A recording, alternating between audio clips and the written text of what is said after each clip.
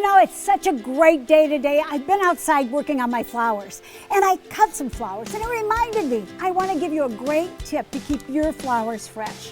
What you need is 1 quart of water, 1 tablespoon of sugar, just regular table sugar, 2 tablespoons of lemon juice. Now it can be bottled lemon or fresh squeezed.